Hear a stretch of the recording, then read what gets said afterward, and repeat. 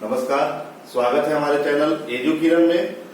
और अभी इसमें अर्थव्यवस्था सीरीज चल रही है और इसके तहत हम लोग आज पढ़ेंगे कर के बारे में। कर अर्थात टैक्स। ठीक है, तो आइए हम लोग देखते हैं टैक्स और विभिन्न प्रकार के टैक्स और कौन वसूलता है, कैसे क्या है, इसके बारे में हम लोग जानेंगे। ठीक है, सबसे पहले है टैक्स की परिभाषा। एक ऐसा अनिवार्य भुगतान जो बिना किसी लाभ की आकांक्षा के सरकार को दिया जाता है। टैक्स एक ऐसा चीज है जो हम सरकार को पे करते हैं। ठीक है, और सरकार उससे विभिन्न प्रकार के कार्य जनता हित में करती है। ठीक है, सरकार को हम लोग टैक्स देते हैं लेकिन उससे किसी एक काम की आकांक्षा नहीं कर सकते हैं। ठीक है, इसीलिए कहा गया है एक ऐसा अनिवार्य भुगतान जो बिना किसी लाभ की आकांक्षा के सरकार को दिया जाता है, उसे ही हम लोग टैक्स कहते हैं। ठीक है, इसके आगे देखिए क्या है, क्या होता है। 2 पॉइंट है। इंसिडेंस ऑफ टैक्स अर्थात करापात। करापात क्या होता है? करापात का मतलब वह पॉइंट जिस पर टैक्स लगाया जाता है, वह पॉइंट जिस पर टैक्स लगाया जाता है वह इंसिडेंस ऑफ टैक्स अर्थात करापात कहलाता है। ठीक है, और दूसरा है इम्पैक्ट ऑफ टैक्स अर्थात कराघात। कराघात का मतलब वह पॉइंट जो टैक्स पे करता है। ठीक है, जैसे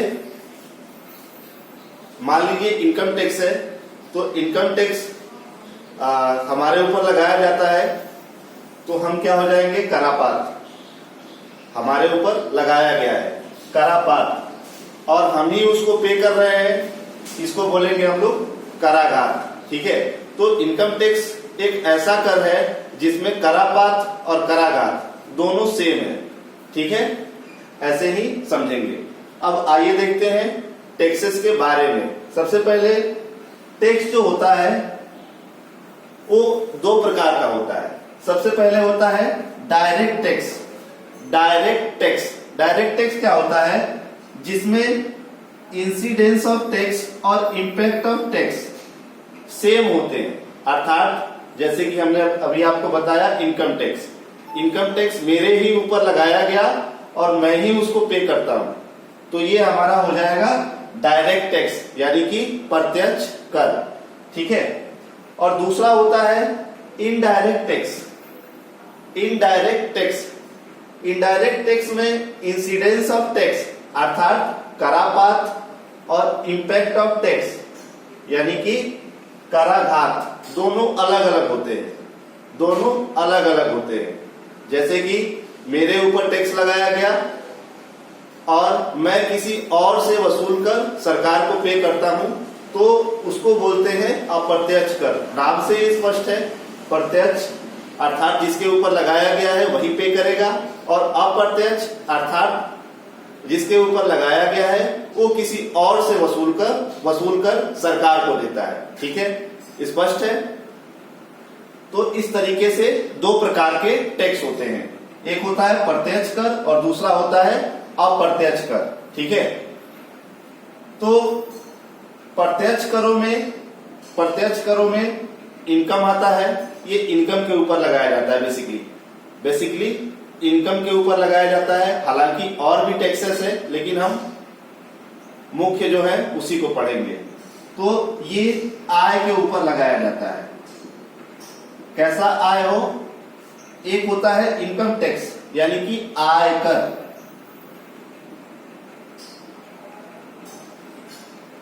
आयकर साल भर में हम लोग जितना आय अर्जित करते हैं उसके ऊपर कुछ प्रतिशत इनकम टैक्स के रूप में सरकार को देना पड़ता है। ठीक है, और दूसरा होता है कारपोरेट टैक्स। इसी को बोलते हैं निगम कर। जो बड़ी बड़ी कंपनियां हमारे देश के अंदर कार्य करती है, जैसे रिलायंस हो गई, भारतीय एयरटेल हो गई, इस तरीके की कंपनियां जो है वो साल भर में जितना शुद्ध लाभ अर्जित करती है उसका एक हिस्सा कारपोरेट टैक्स के रूप में सरकार के पास जाता है। ठीक है, तो ये हमारा डायरेक्ट टैक्स हो गया। इसके बाद देखते हैं इनडायरेक्ट टैक्स। इनडायरेक्ट टैक्स जो है वो बेसिकली दो तरीके से अर्जित किया जाता है।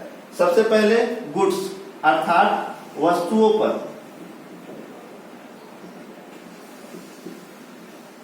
पर, ठीक है। और दूसरा होता है सर्विस। सर्विस अर्थात सेवा हॉस्पिटल हो गया, बैंकिंग हो गया, स्वास्थ्य हो गया, ये सारी चीजें सर्विस के अंतर्गत आती है। तो ये सब चीजें जो है वो सर्विस टैक्स के रूप में सरकार वसूल करती है। और वस्तुओं के ऊपर कैसे वसूला जाता है इसको देखिए। सबसे पहले प्रोडक्शन पॉइंट जैसे मान लीजिए कोई कंपनी है, वहां पर किसी चीज का उत्पादन हो रहा है, तो वहां उस जगह से एक्साइज वसूला जाता है। क्या वसूला जाता है? एक्साइज, ठीक है। और एंट्री पॉइंट, जब प्रोडक्ट तैयार हो गया और मार्केट में जब उसको बाहर सेल करने के लिए भेजेंगे, तब उस पर अलग अलग कंडीशन में अलग अलग टैक्स वसूलते हैं। कैसे? पहले प्रोडक्ट मैन्युफैक्चर्ड होने के बाद एंट्री पॉइंट पर आया, और एंट्री पॉइंट के बाद यदि किसी एक राज्य से दूसरे राज्य के अंतर्गत यदि प्रोडक्ट जाता है, तो उसके अंदर हम लोग ऑक्ट्राय टैक्स या सेंट्रल सेल टैक्स के रूप में सरकार को कर अदा करते हैं, ठीक है। एंट्री पॉइंट से आने के बाद यदि राज्य के अंतर्गत, एक राज्य से दूसरे राज्य के अंतर्गत किसी प्रोडक्ट को भेजते हैं या बेचते हैं, तो उसमें दो तरीके के टैक्स हम सरकार को अदा करते हैं। एक ऑक्ट्राय है और दूसरा सेंट्रल सेल टैक्स है, ठीक है। इसके बाद यदि कंट्री टू कंट्री भेजते हैं, ये तो राज्य से राज्य की बात हो गई, लेकिन मान लीजिए एक देश से दूसरे देश को हम भेजते हैं, तब हमें कस्टम ड्यूटी देनी पड़ती है, ठीक है। कस्टम ड्यूटी, ठीक, यानी कि सीमा शुल्क, ठीक है। इसके बाद प्रोडक्ट बन गया, प्रोडक्ट बनने पर फैक्ट्री से हमने एक्साइज वसूला, एंट्री पॉइंट पर जब आया और राज्य से राज्य में बिका, तो हम ऑक्ट्राय और सेंट्रल सेल टैक्स वसूले। और कंट्री से कंट्री गया, एक कंट्री से दूसरे कंट्री गया, तो हम वहां पर कस्टम वसूले। लेकिन जब हम लोग बेचेंगे उसी प्रोडक्ट को, तब हम लोग वहां से वैल्यू एडेड टैक्स की वसूली करते हैं, ठीक है। मूल्यवर्धित कर, वैल्यू एडेड टैक्स, वैट का मतलब होता है मूल्यवर्धित कर, वहां से वैट लेते हैं, ठीक है। और सर्विस टैक्स के बारे में हमने बता दिया। सेवाओं पर जो कर लगता है उसी को हम लोग सर्विस टैक्स कहते हैं। और सेवाओं में क्या क्या आता है? बैंक, बीमा, ठीक है, हॉस्पिटल्स, होटल, रेस्टोरेंट आदि चीजें, ठीक है। तो ये हमारा टैक्सेशन है, ठीक। इसके बाद सरकार ने 1 जुलाई 2017 से 1 जुलाई 2017 से जीएसटी लेकर आए, गुड्स एंड सर्विस टैक्स, ठीक है।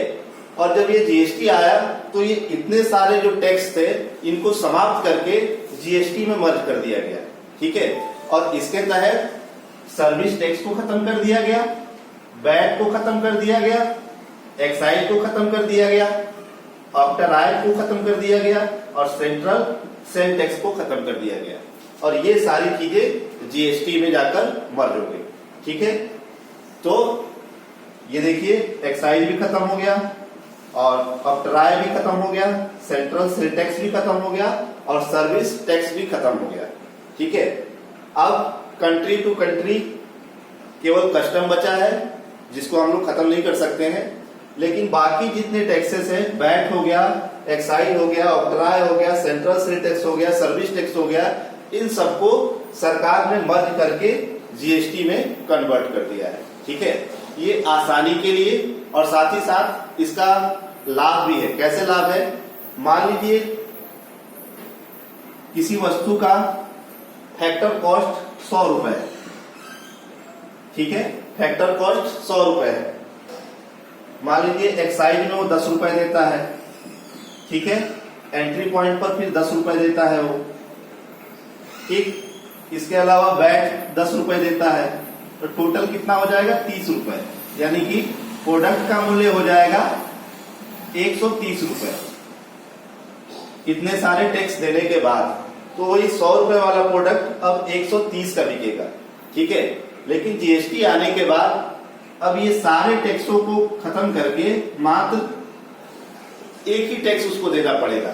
अभी इसके आगे वाले वीडियो में हम लोग जीएसटी के बारे में पढ़ेंगे। तो जीएसटी में स्लैब बनाई गई है 5, 12, 18, 28, अधिकतम 28 है, ठीक है। तो आप किसी भी चीज पर अधिकतम 28% तक ही टैक्स वसूल सकते हैं, ठीक है। तो जहां हम लोग 100 पर 30% देना पड़ता था, वहां 28 ही देना पड़ता है, ठीक है।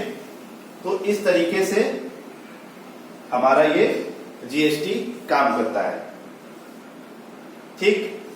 अब इसके आगे हम लोग अगले वीडियो में पढ़ेंगे जीएसटी के बारे में, जिस पर हम लोग संपूर्ण चर्चा करेंगे। और आज के लिए बस इतना ही। और आज का हमारा वीडियो आपको कैसा लगा, आप हमें कमेंट बॉक्स में जरूर बताएं, ठीक है। आपका महत्वपूर्ण सुझाव हमारे लिए बहुत जरूरी है। और इस वीडियो को ज्यादा से ज्यादा शेयर करें तथा सब्सक्राइब करें, ताकि अन्य लोगों के पास यह वीडियो पहुंच सके। धन्यवाद, आपका दिन शुभ हो।